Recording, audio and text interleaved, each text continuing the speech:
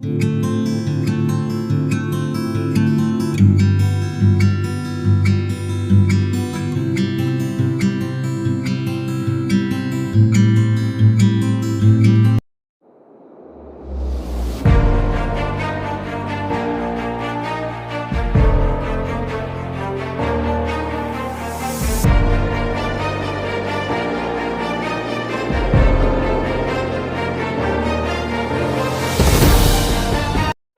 बार फिर से आप सभी का स्वागत है। हम अध्ययन कर रहे हैं भजन संहिता उसके 89वें अध्याय का, और जहां से हमारी पिछले संदेश में बात छूटी थी वहीं से हम यहां अब आगे बढ़ेंगे। तो मेरे प्यारे भाई बहनों, हम क्या देखते हैं कि उस वक्त यहूदी नहीं समझ पाए थे। प्रभु यीशु मसीह ने उन्हें इतने चिन्ह चमत्कार सारी बातें बताई और इतने अच्छे अच्छे स्वर्ग की बातें बताई, तब भी वो नहीं समझ पाए थे और वो फिजिकल रूप से ही राजा को चाहते थे। और आज भी जिनके मन मोटे हैं, जो यहूदी हैं, जिनकी मन की आंखें बंद हैं, वो भी आज उस फिजिकल मसीहा का इंतजार कर रहे हैं, उस स्पिरिचुअल, उस आत्मिक मसीहा को जो सही मायने में सच्चा राजाओं का राजा है, उस पर विश्वास नहीं कर रहे हैं।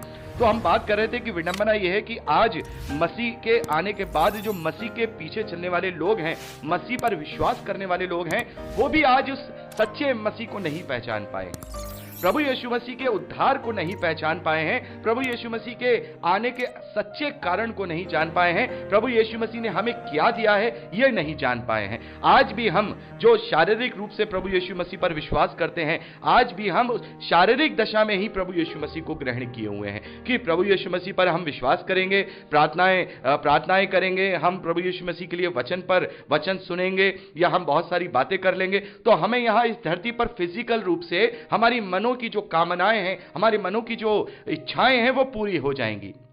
और प्रभु यीशु मसीह के नाम से मैं चंगा हो जाऊंगा, प्रभु यीशु मसीह के नाम से मैं नौकरी पा जाऊंगा, प्रभु यीशु मसीह के नाम से मुझे विदेश जाने का मौका मिल जाएगा, प्रभु यीशु मसीह के नाम से मेरा वॉलेट यानी मेरा पर्स जो है वो भरा रहेगा। इन फिजिकल चीजों के पीछे ही आज विडंबना यह है कि आज 90% मसीही विश्वासी इन फिजिकल बातों को लेकर के ही प्रभु पर विश्वास करते हैं, और इन्हीं बातों से प्रभु को उन्होंने अपनी कसौटियों पर उतारना शुरू कर दिया है, और इन्हीं बातों के द्वारा प्रभु को ग्रहण किए हुए हैं। और जो सिखाने वाले हैं वो भी अपने लाभ के लिए, अपने पेट की कमाई के लिए केवल इन्हीं चीजों में उन्हें उलझाए रखना चाहते हैं, क्योंकि अगर वो फिजिकल चीजें उन्हें परोसते रहेंगे तो फिर उनके भी जो गल्ले हैं जिसमें वो पैसा रखते हैं वो भरे रहेंगे। लेकिन मेरे प्यारे भाई बहनों, हमें पेट की नहीं बल्कि हमें आत्मा की जो बुलाहट है उसके द्वारा सेवकाई करनी है, सच्चाई के साथ उन आंखों के द्वारा लोगों को समझाना है। जैसे पौलुस कहते हैं कि अब तक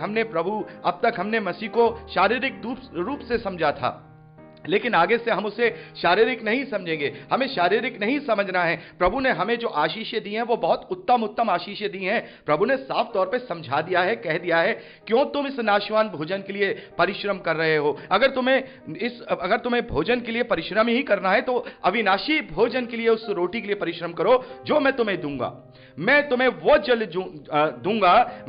जल दूंगा जो तुम्हारे हृदय में अनंत काल के लिए, अनंत जीवन के लिए उमड़ता रहेगा।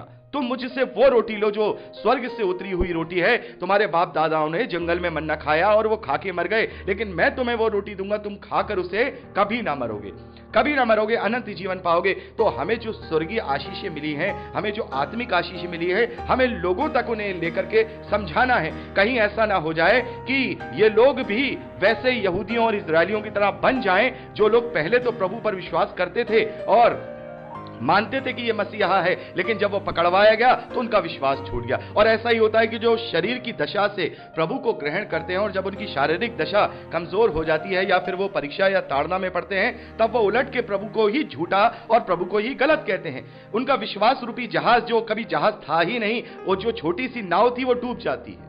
तो मेरे प्यारे भाई बहनों, हमें समझना होगा कि प्रभु यीशु मसीह हमारा कैसा राजा है, प्रभु यीशु मसीह हमें क्या देने आया है, प्रभु यीशु मसीह क्या है। प्रभु कहते हैं कि मेरा राज्य यहाँ का नहीं है, अगर यहाँ का होता तो मैं कह देता, और तुम लोगों की इतनी हिम्मत नहीं थी, ना ही इतनी काबिलियत थी कि तुम मुझे यहाँ इस तरीके से कैद कर लेते, नहीं कर सकते थे। मेरे प्यारे भाई बहनों, हमें समझना होगा, इन इजरायलियों की तरह हमें नहीं बनना है। अगर हम उसे अभी भी शारीरिक रूप से ही देखेंगे, शारीरिक रूप से ही ग्रहण करेंगे, तो उनमें और हम में कोई फर्क नहीं है।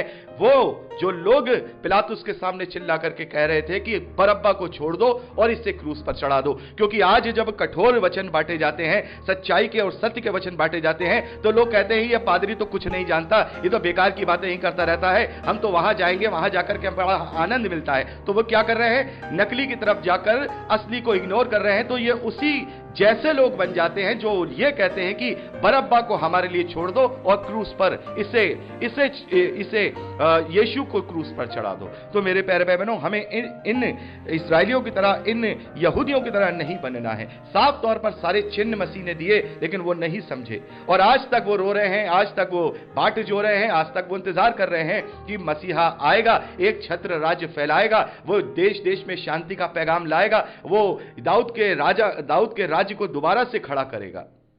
मेरे प्यारे भाई बहनों, हमें समझना होगा, प्रभु यीशु मसीह को सत्य रीति से अपने जीवन में लागू करना होगा, क्योंकि उसने जो हमें दिया है वो इस संसार और इस संसार की चीजों से उत्तम और बहुमूल्य है। क्योंकि जो यहां इस संसार में हमें मिलता है वो नाशवान है, वो समाप्त होता है, उसका एक समय है, वो उसकी मृत्यु होगी, वो नष्ट हो जाएगा। लेकिन जो प्रभु ने हमें दिया है वो अविनाशी है, सनातन है, हमेशा हमेशा का है, उसका कभी अंत नहीं होगा। चाहे वो उसका आनंद हो, चाहे उसका अनंत जीवन हो, चाहे उसकी सहभागिता हो, चाहे कुछ भी अब हमारे जीवन में हमें जो आत्मिक आशीष दी है, चाहे वो संतान होने का अधिकार क्यों ना हो, वो हमेशा हमेशा के लिए रहेगा। हमारा आनंद हमेशा हमेशा के लिए रहेगा, हमारा अनंत जीवन हमेशा हमेशा के लिए रहेगा, कोई भी हमसे उसे छीन नहीं लेगा। तो मेरे प्यारे भाई बहनों, इस प्रकार से यहां हम 89वें अध्याय का अध्ययन कंप्लीट करते हैं। यहां मैंने एक एक वचन आपको पढ़ के डिस्क्राइब नहीं किया है, लेकिन मेरे प्यारे भाई बहनों, आप अच्छी तरह से समझ सकते हैं। इसका पूरा मैंने आपको जो मूल भावना है वो मैंने आपको बता दी है, मेन बातें आपके साथ मैंने यहां कर दी हैं। और जो प्रोफेसी से जुड़े हुए वचन हैं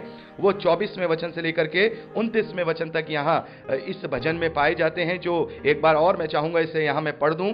यहां, परंतु मेरी सच्चाई और करुणा उस पर बनी रहेगी और मेरे नाम के द्वारा उसका सींग यानी उसका पावर ऊंचा हो जाएगा। मैं समुद्र को उसके हाथों के नीचे और महानदों को उसके दाहिने हाथ के नीचे कर दूंगा। वह मुझे पुकार कर कहेगा, तू मेरा पिता है, मेरा परमेश्वर और मेरे उद्धार की चट्टान है। फिर मैं उसको अपना पहलौठा और पृथ्वी के राजाओं का प्रधान ठहराऊंगा। मैं अपनी करुणा उस पर सदा बनाए रहूंगा और मेरी वाचा उसके लिए अटल रहेगी। मैं उसके वंश को सदा बनाए रखूंगा और उसकी राजगद्दी स्वर्ग के समान सर्वदा बनी रहेगी।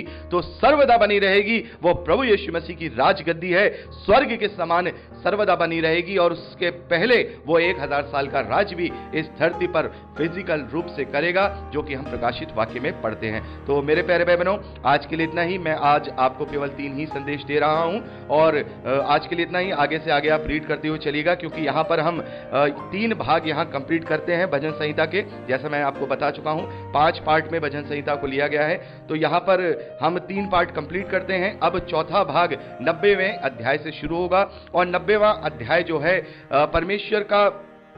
परमेश्वर और मनुष्य के बीच में जो संबंध है उसके विषय में भजन है। और ये एकमात्र ऐसा भजन है जिसे मूसा के द्वारा कहा गया था, मूसा के द्वारा बोला गया था। तो इसका अध्ययन अब हम परसों करेंगे। तो प्रभु आप सबको बहुत आयत की आशीष दे। Praise the lord. जय मसीह की।